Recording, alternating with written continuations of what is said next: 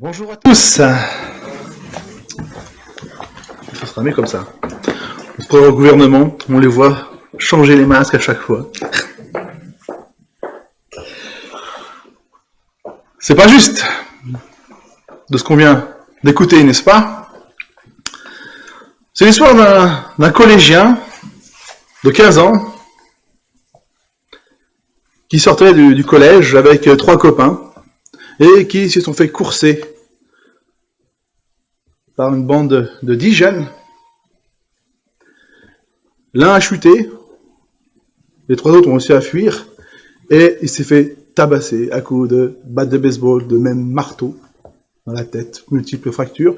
C'est l'histoire de Yuri, 15 ans, que j'ai entendu ce matin. Dieu m'a donné une histoire dramatique, comme pour introduire quelque part cette prédication. Il sort tout juste du coma, on commence à le réveiller. C'était la semaine dernière, le 15 janvier, que c'est arrivé. Et on peut se dire, mais où est Dieu dans tout cela? Non? Faut peut-être que je prenne la télécommande. C'est pas juste tout ce qui arrive à Joseph. Et l'injustice est un sentiment très courant, non? Et qu'on ressent depuis notre jeunesse. Et là, c'est pour ceux qui ont au-delà de 35, 40 ans qui peuvent comprendre cette illustration. Donc j'en ai fait une autre pour les moins de 35, 40 ans. Si ça passe. Pas. Ah. Voilà. Tac. On va y arriver, hein. Il n'y a pas de raison. Voilà. 35-40 ans au-delà. Et pour les moins de 35-40 ans. Petit œuf. Très tôt, vous parents avez des enfants, enfin ceux qui en ont, et tout de suite, on ressent cette injustice de l'enfant. C'est pas juste. Mon grand frère ou ma grande sœur peut aller se coucher plus tard, et moi je vais aller me coucher plus tôt. C'est pas juste. Il peut regarder des films Peggy 12, 13, 14, 16, mais pas moi. C'est pas juste. On l'entend tout le temps. Non? Venez à la maison. Si vous n'avez aucun exemple, venez à la maison. Et avant toute chose, quand on lit Joseph, on peut se poser la question, le but du croyant. Et c'est pour ça que j'ai mis tout de suite cette slide, que le but du croyant n'est pas de rechercher la bénédiction de Dieu, mais de glorifier Dieu. La bénédiction est une conséquence. Si je me permets de le rappeler haut et fort, j'entends parfois les chrétiens, nous devons rechercher la bénédiction, on doit rechercher la bénédiction. Non. Toi, ton objectif, tu dois te focaliser à glorifier Dieu dans ta vie. Et on a l'exemple de Joseph, c'est ce qu'il a fait. Il n'a pas cherché la bénédiction de Dieu, il n'a pas cherché la prospérité, il n'a pas cherché à ce que Dieu l'accompagne. Non, lui, il voulait rester, malgré tout ce qui lui arrive, ferme dans sa foi, qui a un impact dans son comportement. Et Dieu, en retour, lui, l'a béni et l'a fait prospérer d'une certaine manière, pas par rapport à des richesses à ce moment-là, mais voilà, il l'a protégé, il était là. Donc je pense que c'est important tout de suite de mettre cela en exergue. Ce matin, je propose le plan de lecture que Anne a fait. Dieu reste au contrôle de toute situation. Dans tout ce qu'on a lu tout à l'heure, Dieu est resté au contrôle. Et ça, c'est important pour nous. Qu'il n'y a aucune situation qui le dépasse. Donc d'abord, nous verrons que Joseph demeure fidèle à Dieu malgré la situation. Il est vendu comme esclave, c'est pas rien. Par ses frères derrière. Et Dieu le bénit. Malgré tout.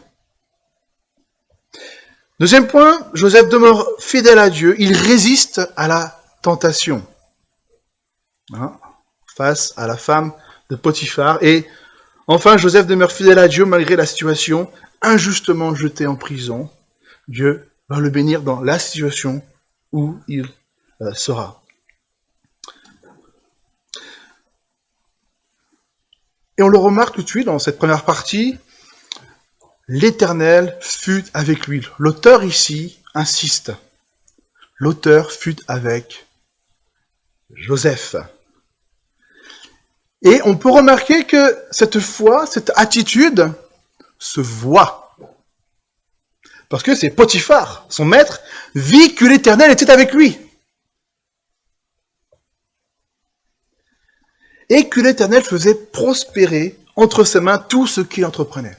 C'est pas rien. Et il y a un impact, une répercussion, une conséquence, au-delà de la simple personne de Joseph.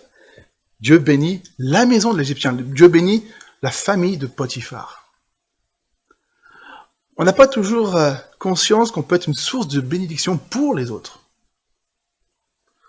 Peut-être vous travaillez dans une entreprise, êtes-vous une source de bénédiction pour votre entreprise, pour votre famille, pour vos voisins? Non, c'est très intéressant ici. On voit Joseph vendu par les Ismaélites, trahi par sa famille, dans une situation pas facile, et pourtant, on voit que Dieu est là. Du moins l'auteur, c'est qui l'auteur déjà? Moïse, oui. Petite interro surprise de dimanche matin. Oui, c'est Moïse qui écrit le Pentateuque, effectivement. Il prend soin de bien souligner ce fait-là. Donc c'est important. Donc Joseph demeure fidèle à Dieu. Il aurait pu se dire, c'est pas juste. Qu'est-ce que j'ai fait pour mériter cela? Non?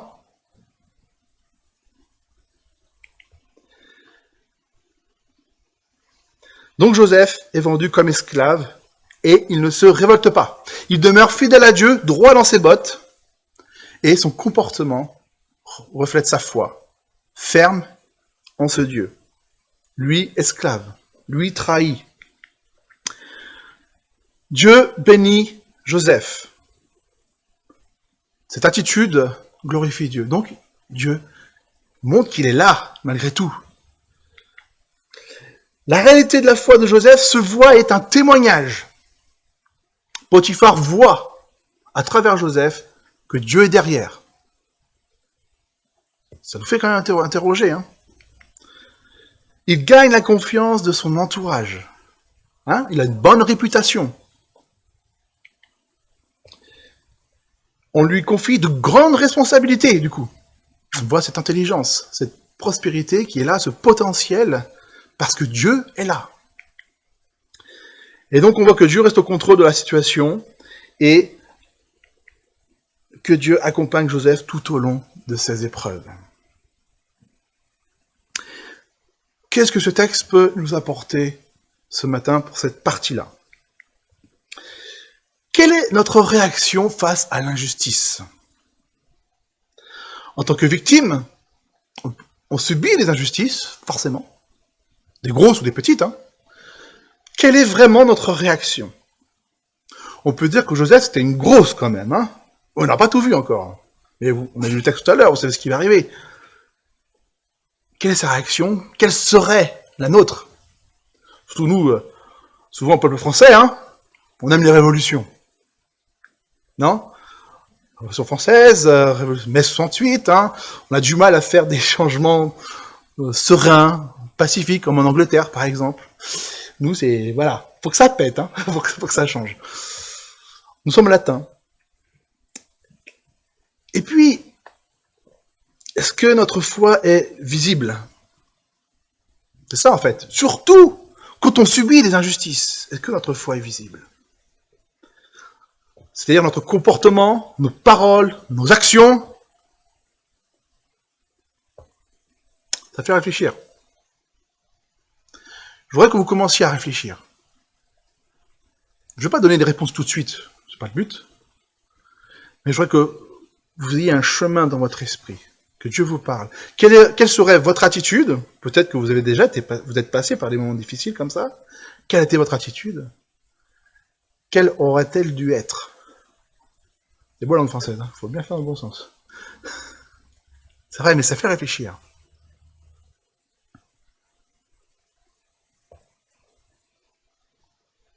Ah.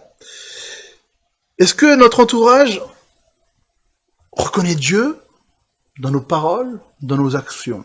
On peut avoir quelque part, voilà, on peut être positif, avoir un comportement digne, quelque part, avec ou sans foi, mais est-ce qu'on peut voir Dieu à travers nous? Ça va encore un peu plus loin. Commençons à réfléchir sur ce point-là.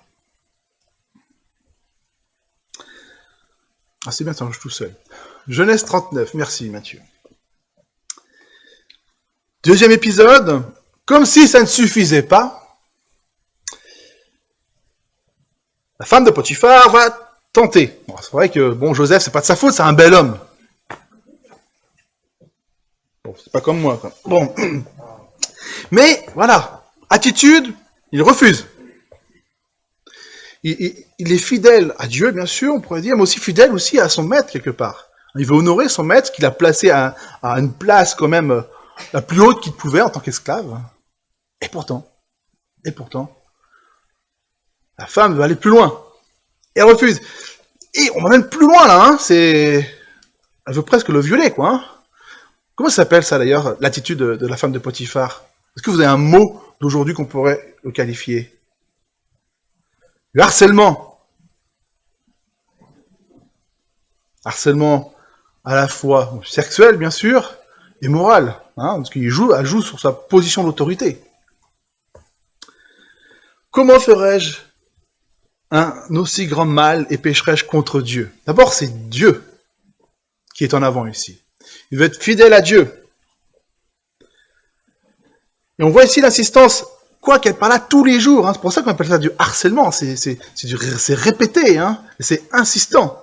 Et il refuse, il résiste à cela. Alors qu'il aurait pu se dire, c'est un homme après tout, hein, il peut être attiré aussi par la gente féminine, donc il peut avoir aussi des besoins, ressentir quelque chose. Et non, il maîtrise son corps, il maîtrise son esprit et il veut rester ferme dans sa foi, dans son attachement à Dieu, qui interdit ce genre de comportement. On l'a vu, nous, cette semaine, justement, au groupe de maison. 1 Corinthiens 6, on était dans 5 et 6, dans ce chapitre-là, où on a vu quels sont les comportements sexuels inadaptés. Et on va en parler tout à l'heure, ça fera une petite révision. On voit qu'elle va aller plus loin, elle va vraiment là être insistante et l'agripper. Et en l'agrippant, lui, il s'enfuit. Forcément, le vêtement, il reste dans la main. Il s'enfuit peut-être nu, d'ailleurs. Hein. Je pense pas que l'esclave avait droit à beaucoup de vêtements. Mais voilà, il s'enfuit au dehors. Il arrive à fuir, malgré tout. Et il va forcément subir une injustice derrière. On verra dans la 3e partie. Donc Joseph résiste à la tentation. Il est victime d'harcèlement sexuel. Là, on ne peut pas le nier. Il résiste à la tentation. Et il est derrière faussement accusé d'avoir tenté de violer la femme de Potiphar. Et on voit quand même que Dieu reste au contrôle de la situation. Et on voit que Dieu accompagne Joseph tout au long de ses épreuves.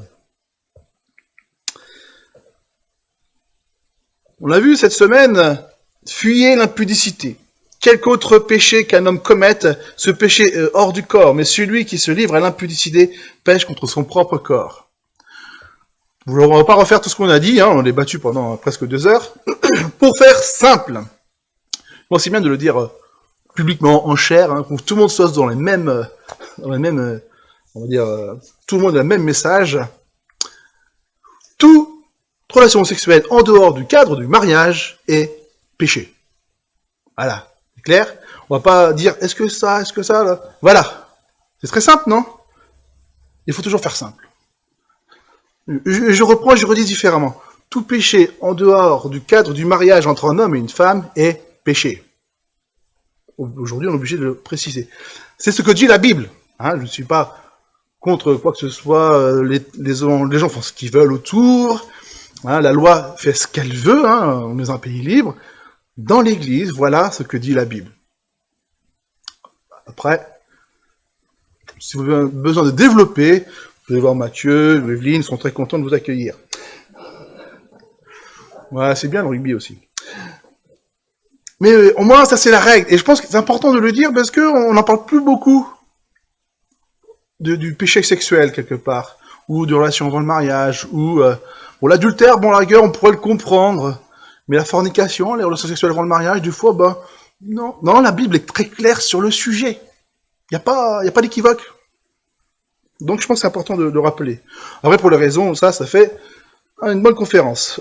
Alors, ne pas comparer la situation de Joseph avec la nôtre aujourd'hui. Le contexte culturel, légal est différent. D'accord? L'esclave n'avait aucun droit à l'époque. Aujourd'hui, il y a un cadre légal et qui est juste, je pense qu'il est bien, et je pense qu'il faut le dire. Si vous êtes victime d'harcèlement, pas que sexuel d'ailleurs, dénoncez-le. Et je pense que ce serait très malvenu de dire oui, peut-être. Non, c'est un délit puni par la loi. Et puis en tant que responsable d'église qu'on réprouve, je pense qu'il faut le dire. Il n'y a pas de circonstances atténuantes à ce niveau-là. Il faut le dire. Et je pense que il est important que l'église se positionne aussi. Je pense que je parle avec un grand E, se positionne sur ce genre de sujet. On n'a pas cautionné quoi que ce soit. C'est un délit et qui fait beaucoup de mal. Je parle même pas de viol là. Je parle juste de harcèlement. Mais il faut pas attendre qu'il y ait un viol pour y arriver, quoi. Donc il faut le dénoncer. Bon, vas-y Mathieu, ce sera plus simple. Comment réagissons-nous face à la tentation? Quelle serait votre attitude quand vous êtes tenté? Qu'est-ce que vous faites? La tentation n'est pas un péché. C'est succomber à la tentation qui est un péché, d'accord? Soit bien clair. Qu'est-ce que vous faites dans ces cas-là? Joseph a trouvé la solution, lui, il a fui. Il y a une conséquence derrière, mais qu'il a accepté. Il a préféré être droit dans ses bottes et droit avec Dieu, quelque part. Il n'a rien à se reprocher, ni auprès de son maître, d'ailleurs. Il a honoré son maître dans cette attitude-là. Et en fuyant, il préférait tant pis subir une injustice, quelque part, que de succomber à la tentation à ce niveau-là. Et je pense que ça peut être une bonne méthode. Est-ce que vous en voyez d'autres? Pas facile, interactif comme ça, mais pourquoi pas? Qu'est-ce que vous feriez, vous? À part fuir. Pas que sexuel, je parle de tentation générale. Faut prendre court, là, On n'a plus l'habitude de réagir, Prier, oui, bien sûr, on peut prier face à la tentation. Parce que entrer en résistance, c'est on rentre dans une épreuve.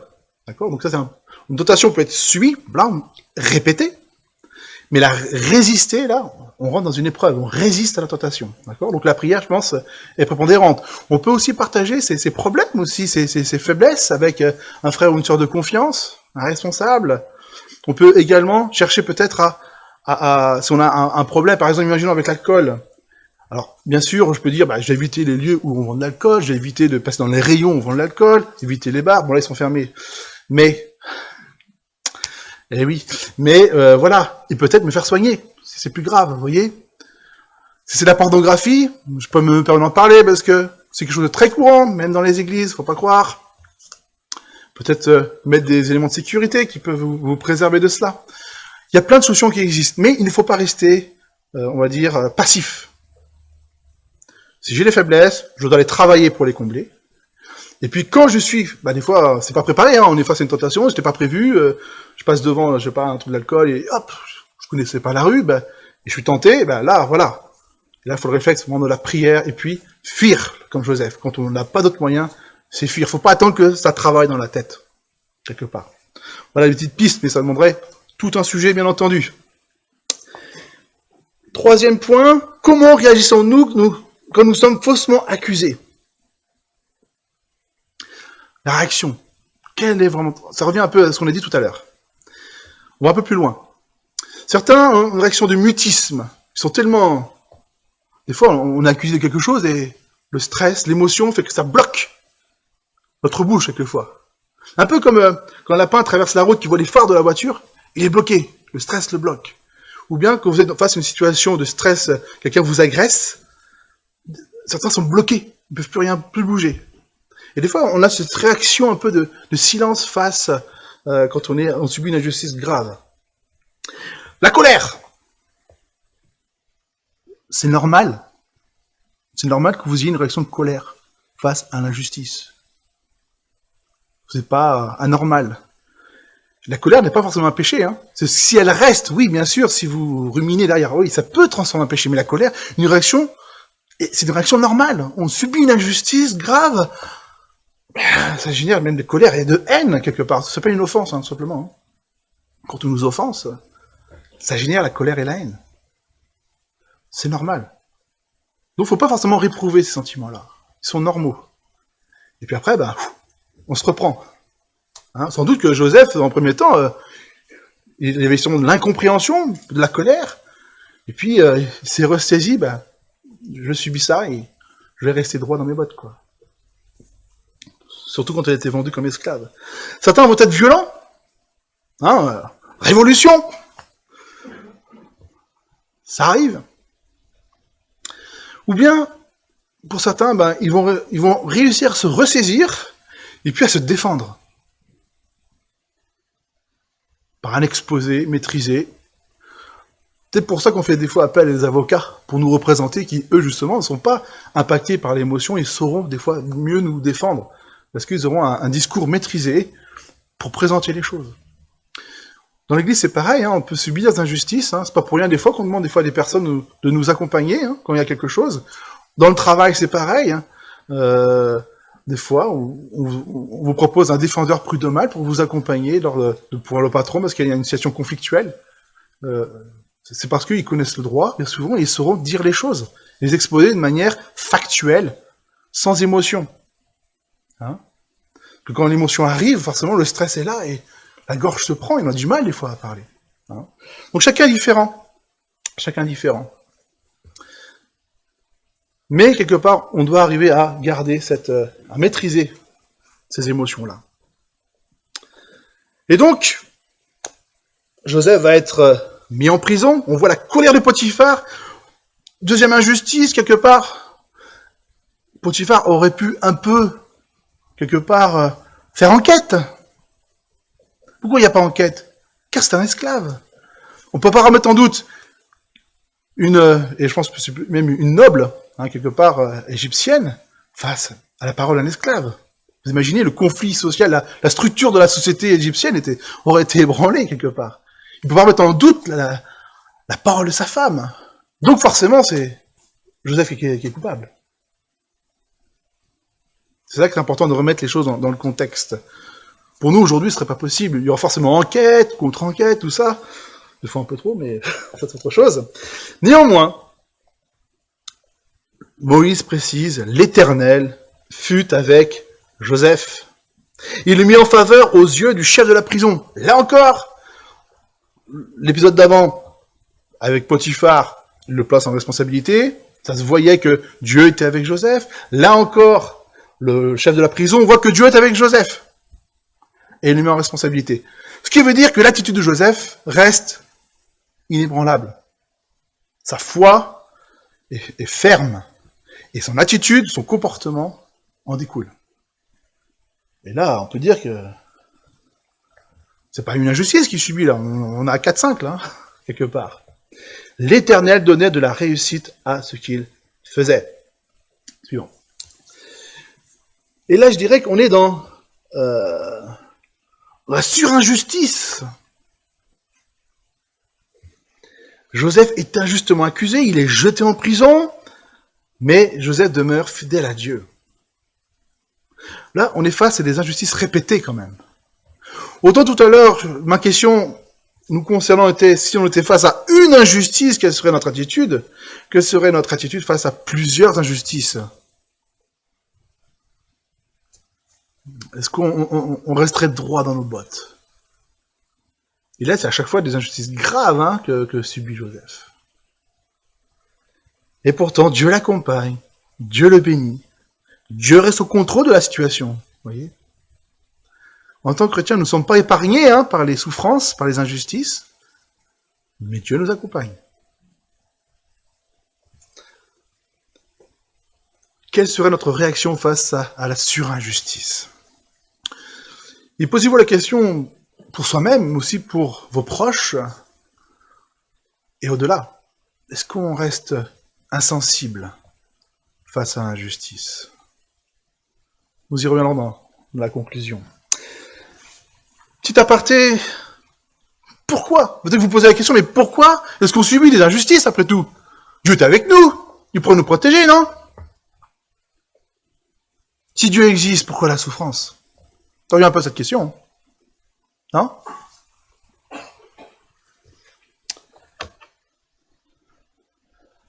Bah, tout simplement, quand Dieu a créé le monde, il a créé le monde parfait. Ça devrait s'afficher. Voilà. Et il l'a créé sous sa protection. C'était le but, hein. Et de le confier à l'homme pour gérer la création. Du moins, terrestre. Parce que la création est bien au-delà. Et Dieu a créé l'homme parfait, lui a confié. C'était bien intéressant ce qu'on a lu tout à l'heure. Ça fait un écho. Et qu'est-ce qu'a fait l'homme? Il a dit, non, je ne veux pas de Dieu. Le péché est entré dans le monde par un homme, Romain, qu'on a lu tout à l'heure. Hein. Et Dieu a refusé. L'homme a refusé Dieu. Qu'est-ce que fait Dieu? Est-ce qu'il impose les choses? Non. Tu veux pas vivre? Tu veux vivre sans moi? Ben, ok. Je me retire. Qu'est-ce qui se passe après? Ben, il arrive ce qu'il arrive. Le péché est entré dans le monde. Et le monde, et Dieu vit, j'ai du mal, hein, et l'homme vit sans Dieu. Pas parce que parce que Dieu n'est pas en contrôle, parce que l'homme refuse Dieu. On subit la conséquence de ce péché originel. Et, comme le péché est entré dans le monde, ben, les hommes naissant pécheurs, ben, qu'est-ce qu'ils pratiquent? Le péché. Donc, forcément, les gens pêchent les uns contre les autres, et il y a quoi? Des injustices, de la souffrance, la maladie, des guerres, des conflits, des petits gamins qui se font taper dessus. Pas de secret. On subit le péché des autres, dans tous les cas. Et nous-mêmes, nous péchons, les uns contre les autres, parfois. Mais Dieu n'est pas resté passif face à notre refus. Il a envoyé, comme vous le savez, on l'a rappelé tout à l'heure, son Fils Jésus-Christ, qui nous permet de nous réconcilier avec Dieu. Mais ça ne fait pas faire les injustices, parce que Dieu ne veut pas imposer encore.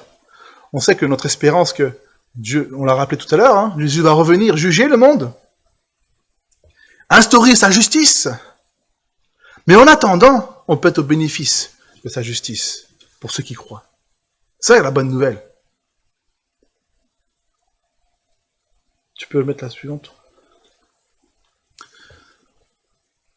Si nous croyons en Jésus-Christ, nous pouvons être comme ce Joseph. Dieu l'a accompagné tout au long de ses épreuves. On sait plus tard que Dieu va le restaurer et sauver la famille de Jacob, son père. Mais là, celui qui se réconcilie avec Dieu a la chance, quelque part, d'être bénéfice que Dieu va l'accompagner tout au long. Bien sûr, on va continuer à subir des injustices, car le péché règne dans le monde. Mais Christ règne en nous. Il est avec nous, il est en nous. Et donc, on peut être comme Joseph, que quoi qu'il arrive autour de nous, tout peut s'embraser. Dieu nous garde en paix et nous aide à traverser tous ces moments-là. Donc, rappelons-nous ce matin. Se rappeler que, croyant ou non, nous subissons des injustices, car nous vivons dans un monde déchu. Nous vivons dans un monde déchu. Et forcément, il y a des injustices. Et je pense que c'est important de noter ici, ce n'est pas votre faute si vous subissez une injustice, dans la plupart des cas. Ni la faute de Dieu. La faute de l'homme. Ce n'est pas votre faute si vous êtes malade. Dans certains milieux, si vous êtes malade, c'est parce que vous avez péché. Et ça, il faut le combattre. Le livre de Job, là encore, Joseph n'a pas péché pour être dans cette situation. Job n'a pas péché non plus pour être dans une situation où sa famille est décédée, tous ses biens ont été... Bref, il a tout perdu. Il est avec son épouse.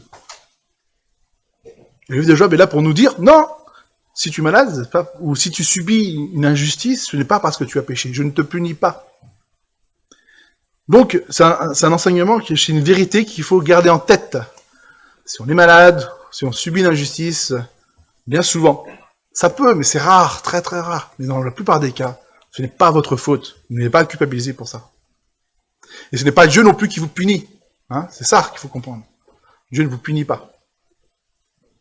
On subit tout simplement, votre collègue veut vous pourrir la vie, c'est le péché qui est là. Dieu apporte un soutien infaillible pendant les épreuves. Et cette histoire de Joseph est là pour nous le rappeler. C'est une bonne nouvelle, ça. Certains subissent des injustices et ils n'ont pas Dieu. Je dis chapeau, hein. Ça va être dur, hein. Déjà avec Dieu, c'est pas facile. Alors sans Dieu, c'est horrible. Et puis Dieu nous procure l'espérance d'un rétablissement de toutes choses. Sa justice s'accomplira. Il va revenir. Et ça, c'est une bonne espérance.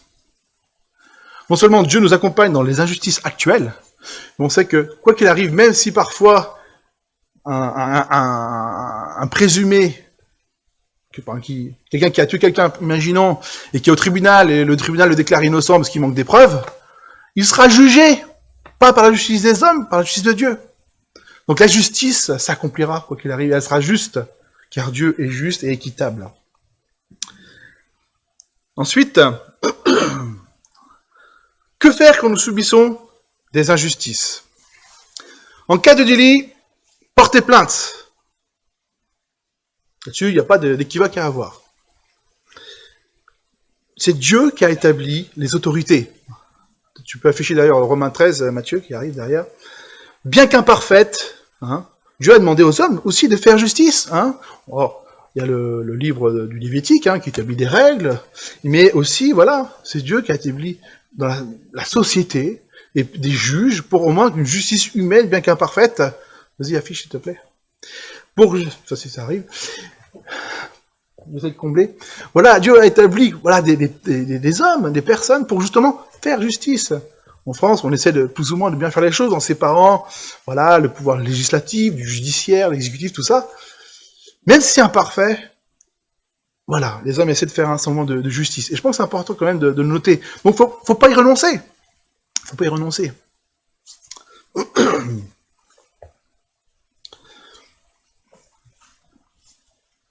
J'ai oublié l'attendre parce que j'ai pas de notes, moi. Ils sont là, mes notes.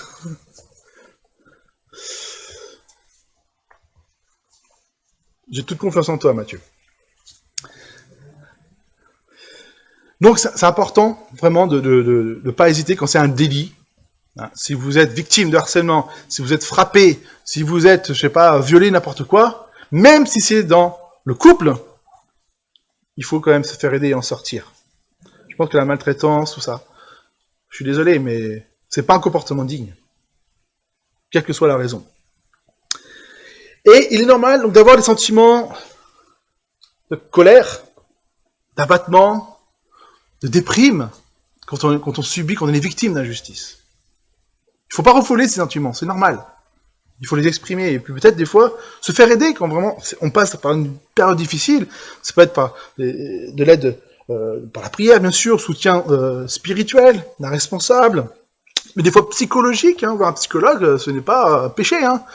Dieu aussi a mis des soignants autour de nous, des psychiatres, des médecins, des psychologues, tout ça, pour aussi nous aider on est face des fois à des souffrances qui sont là depuis des fois tout petits. C'est important d'être guéri. Dieu peut guérir, mais il met en place aussi des soignants pour nous aider à faire face. Puis des fois, chercher conseil. En toute chose, on doit chercher à glorifier Dieu. Remémorez-vous l'histoire de Joseph, l'histoire de Job, les apôtres martyrisés. On voit Paul, il en a subi des injustices, il a été lapidé plusieurs fois, il a été meurtri. C'était pas un surhomme. Joseph n'était pas un surhomme. Job n'était pas un surhomme. C'est des gens fidèles à Dieu. C'est tout. Fidèles à Dieu. On doit avoir foi en Dieu. Cherchez premièrement le royaume de Dieu et sa justice. C'est intéressant qu'il y ait le mot sa justice. Et toutes ces choses vous seront données par-dessus. Ne vous inquiétez pas donc du lendemain, car le lendemain aura soin de lui-même, à chaque jour suffit sa peine. Cherchez à glorifier Dieu, cherchez le royaume de Dieu, cherchez la justice de Dieu. Et enfin, pour terminer, je voudrais vous faire réfléchir sur le dernier point, qui va s'afficher dans quelques instants. Si on veut changer les choses, aujourd'hui, maintenant, on sait que la justice à venir de Dieu va s'accomplir. Mais, si vous voulez améliorer les choses dans ce monde, faire diminuer la souffrance, eh ben, il faut changer l'homme. Qu'est-ce qui peut changer l'homme? Dieu, à travers l'évangile. Et qui a la responsabilité de le partager? Oui. C'est nous. Deux choses. D'abord, nous changer nous-mêmes. Première chose. Parce que nous aussi, on a péché contre Dieu, on a péché contre d'autres personnes, donc on doit aussi en pécher déjà. Il faut commencer par se changer soi-même. Entre guillemets. Laisser Dieu nous changer. Première étape. Deuxième étape, si on veut que les choses s'améliorent dans ce monde, il faut changer le cœur de l'homme. Parce que nous naissons pécheurs. Donc on doit répandre cette bonne nouvelle. C'est énorme quelque part. Si on veut régler le problème de la justice, eh bien on doit partager la bonne nouvelle. Troisième point, ça fait 2 déjà. Il faut avertir aussi les gens, bien sûr, qu'il y a un jugement à venir aussi, donc il faut aussi, voilà, c'est une bonne nouvelle, on peut changer. On doit peut-être aussi, c'est cette nuit que j'ai eu cette réflexion-là, les injustices. Protéger la veuve et l'orphelin qu'il y a dans... Enfin, l'étranger, la veuve et l'orphelin dans l'Ancien Testament. Mais voilà, les plus démunis, qui subissent des fois des injustices. Peut-être que l'Église, de manière générale, pourrait prendre ce problème aussi en main. Pour, voilà, essayer de régler certaines injustices, des fois des difficultés que certains ont, dans l'Église et en dehors de l'Église. Combien de fois, en tant que pasteur en région parisienne, j'étais démuni quand j'accueillais dans mon bureau des personnes qui avaient besoin soit d'argent, qui avaient besoin de manger, qui avaient besoin des fois d'être logées, et aucune solution technique. Alors manger, oui, on pouvait, mais aucune solution technique. D'hébergement, par exemple. Là encore, il y a peut-être un mois, j'étais contacté par quelqu'un, un frère ou une sœur de l'église, justement, qui avait un problème à Paris pour se loger, vers qui se tourner pour aider. On est démunis, on n'a pas de réponse, des fois. Alors, bien sûr, il y a le 115, il y a plein de choses qui peuvent exister, mais est-ce que l'église pourrait pas faire quelque chose à ce niveau-là? Peut-être, je pense qu'on a quelque chose à... Moi, je m'imagine, voilà, devant Dieu, qui me dit, alors, pour les veuves, les orphelins, t'as fait quoi, mon grand? En tant que responsable d'église. Ben, tu sais, en France, c'est compliqué, entre la loi culturelle, les lois, des fois, associatives, culturelles, c'est compliqué, administrativement parlant, tout ça. C'est chaud, je dirais, d'avoir des excuses à ce niveau-là. Je pense que, voilà, on doit trouver vraiment, je pense, des solutions concrètes pour aimer notre prochain, celui qui souffre, notamment, dans l'église et en dehors de l'église. Et peut-être trouver des solutions, je pense, concrètes et tangibles. Je pense que on a besoin de réchauffer les cœurs, on a besoin... Alors bien sûr, des associations s'en occupent, mais je pense en tant qu'Église, on doit aussi se mobiliser. Donc, se changer soi-même, proclamer l'Évangile pour changer les cœurs, et puis peut-être avoir plus d'empathie, et j'emploie le mot compassion, peut-être pour ceux qui souffrent, et peut-être collectivement trouver des solutions d'urgence. Voilà. Le Seigneur nous bénisse, un grand défi qui est devant nous, je pense. Des rappels. Je pense pas qu'il y ait eu des révolutions ce matin en termes d'enseignement, mais c'est bien, je pense, de nous le rappeler. Que la souffrance est là, les injustices sont là, mais on ne doit pas rester passif, mais actif. Prions. Au Seigneur, nous sommes tous face à des injustices qui nous entourent, ou bien auxquelles nous faisons face. Et merci pour cette parole qui nous rappelle que tu es présent, que tu es là et que tu nous accompagnes. On voudrait que tu puisses accompagner plus de personnes encore, ceux qui ne te connaissent pas. Et je voudrais que nous nous mobilisions justement pour que nous puissions nous lever et proclamer ces bonnes nouvelles que tu peux être là. Oui, l'injustice est là, mais tu vas revenir bientôt, rétablir ton règne. Et nous voulons que ce message soit proclamé à tous et que d'autres personnes puissent être bénéficiées de l'évangile aujourd'hui pour traverser les épreuves auxquelles ils font face. Que tu puisses vraiment bénir aussi ton assemblée ici, La Roche-sur-Yon. Et peut-être que nous puissions réfléchir sur des solutions pour aider aussi notre prochain qui souffre. Que vraiment tu puisses nous mettre à cœur cette compassion, souffrir avec. Que tu puisses vraiment nous toucher nos cœurs et nous inspirer pour que nous puissions vraiment répondre à cet appel, notamment dans cette situation de Covid qui a isolé beaucoup de personnes et qui souffrent beaucoup de la solitude. Que vraiment tu puisses vraiment toucher ton peuple ce matin au nom de Jésus. Amen.